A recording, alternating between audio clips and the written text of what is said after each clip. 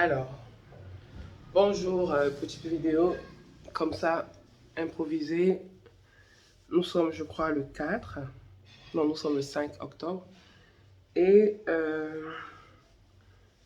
je suis partie du boulot pour la maison parce que ça fait plusieurs jours, coucou la femme, plusieurs jours que je ne me sens pas bien et j'essaie de forcer. Et ça va bientôt faire 5 jours que j'ai pas bien du tout dormi. Je ne dors pas du tout, si je peux le dire ainsi. Je me couche, mais j'ai l'impression d'étouffer. Je dois me réveiller en sursaut.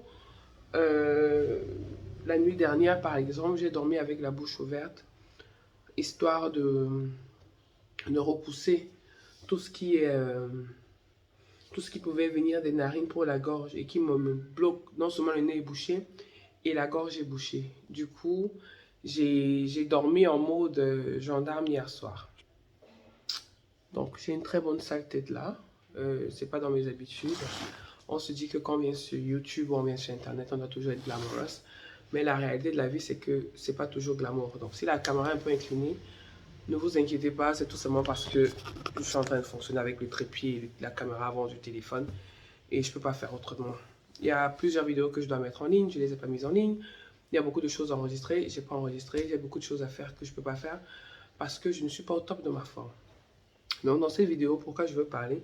Je veux juste parler du fait que quand on voit quelqu'un qui est sportif, quelqu'un qui est très actif, on se dit que la personne ne peut pas tomber malade. On se dit que la personne ne peut pas avoir des bobos de santé. On se dit que la personne a un organisme tellement fort et tellement résistant à ces choses que là, je vous parle. J'ai l'impression que mes oreilles sont bouchées, mais je m'entends de loin. Does it make sense? Je m'entends de très loin. Donc, j'espère que je ne suis pas en train de crier. Vous ne souhaitez pas que je tousse maintenant. Et je ne me souhaite même pas de tousser. Donc quand ça vient, je fais tout pour que ça ne passe pas. Parce que dès que je tousse, j'ai la poitrine qui se compresse. Alors il faut savoir que, en quelque sorte, j'ai une historique médicale un peu façon. Je ne suis pas quelqu'un qui a été beaucoup malade dans l'enfance, mais je sais que je me souviens de quelque chose.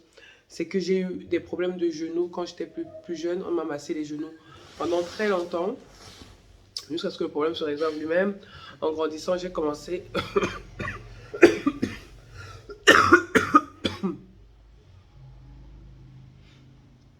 En grandissant, j'ai eu des douleurs à la poitrine. Je pense que c'était lié. J'ai toujours pensé que c'était lié au tabac. Parce que mon père fumait beaucoup. Et il fumait où on était, quoi. Dans des endroits fermés avec du climatiseur. Il fumait là et tout. Donc j'ai eu toujours très mal à la poitrine. Tous ces problèmes se sont résolus avec le temps. Mais je me suis rendu compte que quand j'ai commencé à faire du sport, par exemple, le mal de poitrine a diminué considérablement. Quand j'ai changé mon alimentation, tout ça a changé considérablement également. Et puis, pendant très longtemps, j'étais pas malade. Et quand je reviens au Cameroun, je fais des épisodes comme ce genre d'épisode où je fais 3 semaines, je suis franchement mal, franchement fatigué, franchement down. Et quand je vais chez le médecin, on me dirige vers un ORL qui m'apprend que je fais des allergies aux acariens. C'est encore très vague, c'est encore très large, on ne peut pas savoir exactement. Mais il faut être quelque part où c'est ventilé, il ne faut pas rester où c'est poussiéreux, où il y a l'humidité, tout un tas de conneries. Et puis, mais je suis parti du Cameroun, je vais dans la poussière. Je reviens, je vais tout dans la poussière. Donc pourquoi subitement, soudainement, je vais avoir des problèmes d'allergie à la poussière, à l'humidité? But whatever. Les 2 dernières années, 2019-2020, juste avant la crise Covid, j'allais chez le médecin l'ORL pratiquement tous les 3 4 mois. Donc, il me voyait, il souriait, il savait déjà quoi prescrire. Il modifiait les noms des médicaments pour pas que je développe une résistance et tout. Et cet horaire-là, quand j'ai fait cette crise, elle a commencé la semaine dernière, j'ai commencé à prendre des médicaments qu'il a me prescrit que j'avais encore à la maison. Je suis partie là-bas hier pour qu'on m'apprenne que mon papa de 75 ans plus est décédé. Donc, paix à son âme. Donc, j'ai rencontré son remplaçant qui m'avait déjà consulté l'année dernière, je crois en avril. Donc, ma dernière grosse crise remontait à 2020. Donc là, on est en octobre 2021 et je suis en train de faire, j'ai envie de dire, une crise sans pareil, une crise comme jamais auparavant. Et c'est énervant, j'ai pas envie de dire que c'est décourageant, Mais comme hier, il y a eu le bug Facebook, Instagram, WhatsApp, ça prouve combien de fois la vie est fragile. Je le dis très souvent, je le dis très souvent, la vie est super fragile. Elle ne tient à rien du tout. Cette peau qu'on voit, on la voit, on a l'impression qu'elle est résistante. Si je m'appuie, je ne vais pas me blesser. Mais il suffit que je m'appuie peut-être brusquement, tout bêtement, pour que je me coupe. Vous vous rendez compte que cette peau réussit à se couper avec juste du papier. C'est pour vous dire combien de fois la vie est fragile. Donc je sais que pour les personnes qui sont très actives et qui sont sportives, on se dit qu'elles ne peuvent pas tomber malades. Mais il faut savoir que ces personnes développent une grande résistance à la douleur au point où, tant qu'elles ne sont pas poussées à bout, elles ne vont pas mettre pause.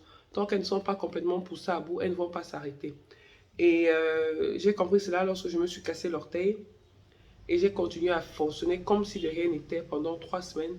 Et je vais chez le médecin qui me dit, je ne te prescris pas de paracétamol ni d'anti-inflammatoire parce que si pendant 3 semaines tu as continué à faire du sport avec un orteil cassé, ça veut dire que ta résistance à la douleur est très forte. Et ce matin, je suis tombée sur une vidéo de Bernard Tapie qui disait il résistait très bien à la douleur et ainsi de suite. Et tout ça me vient en esprit là maintenant. Je suis fatiguée. Là, je suis en train de vous parler. J'ai toussé tout à l'heure, maintenant la gorge me fait mal. Quand je me couche, j'ai l'impression d'étouffer. Quand j'éternue, ma poitrine me fait mal. J'ai les narines bouchées, j'ai les yeux larmoyants. En fait, c'est un ping-pong.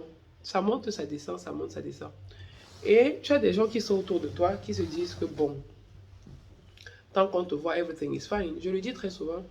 Si je meurs aujourd'hui, on ne va pas perdre le temps avant de me remplacer. Les gens, quelques personnes vont me pleurer là quelques 2 minutes, quelques 3 minutes, et puis basta.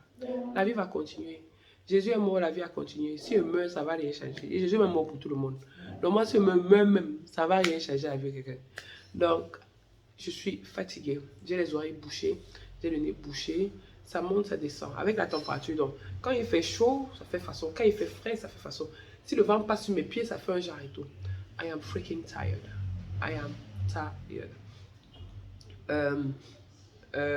On m'a prescrit des corticoïdes là, corticoïdes ou whatever spray pour le nez, et on m'a prescrit un examen pour les oreilles. Il n'y a rien de voir la santé, hein. Tu peux avoir tout l'argent du monde, mais tant que tu n'as pas la santé, tu n'as rien du tout. Let me just say, si tu n'as pas la santé, tu n'as rien du tout. C'est pourquoi j'insiste sur, faites tout ce qui est en votre pouvoir pour être en santé. L'allergie, je ne la cause pas. Il y a des fois, même je m'attends qu'elle soit là, elle ne vient pas. Il y a des fois, quand je dis matin, c'est déjà j'ai fait le ménage et puis je m'attends à ce que je vais commencer à tousser et éternuer. J'ai rien du tout. Mais cette fois-ci, je ne sais pas si c'est parce que j'ai débarrassé mon bureau parce qu'il y avait des affaires qui étaient là depuis plusieurs années, et ainsi de suite. Donc, I'm not feeling fine. Et en ces temps-ci, j'ai juste envie de manger, de boire et de dormir. Donc ça veut dire que ma cuisse que je fuis là, elle est en train de devenir comme ça. Impossible de courir. Quand je me courbe même pour peut-être ramasser un truc, au moment de me lever, je vais m'entendre que le glacier a brûlé la maison.